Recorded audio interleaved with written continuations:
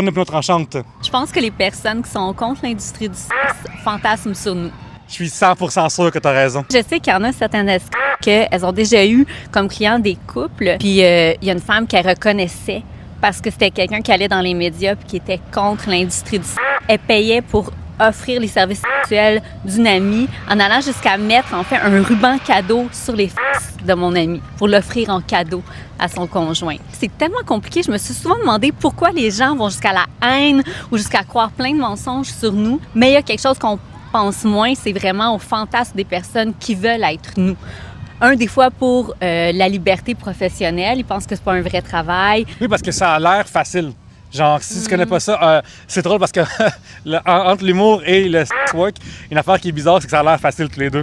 Il faut voir du monde essayer de le faire pour la première fois pour réaliser à quel point que, hé là là, c'est pas facile. Là. J'aime ça ta comparaison avec l'humour. Moi, c'est le ballet. Si je regarde un spectacle de ballet, je trouve que ça a l'air tellement simple. Oh my God, j'ai tellement pas d'équilibre là, pour de vrai. Là. C'est ça, je lève ma jambe devant le miroir, c'est quoi?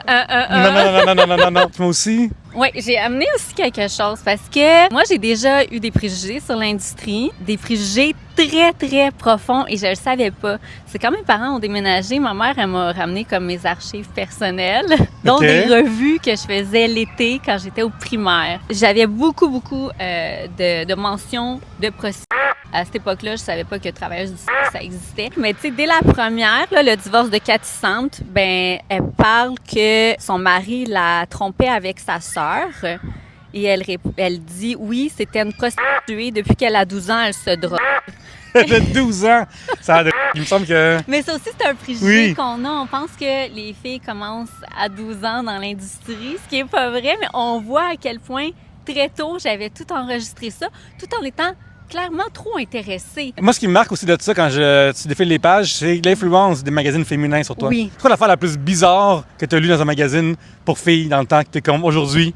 What the hell? Vraiment, les 101 conseils de Cosmopolitan étaient assez spéciales.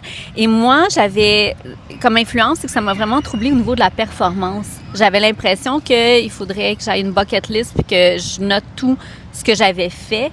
Et même quand je suis devenue je trouvais que c'était pas suffisant, que jamais j'arriverais à tout ce qui est exigé des femmes dans les magazines féminins. Et pendant plusieurs années, j'en ai pas lu parce que je me retrouvais pas dans ça, parce que aussi j'avais de la misère à voir qu'est-ce qui était une publicité de ce qui était pas une publicité.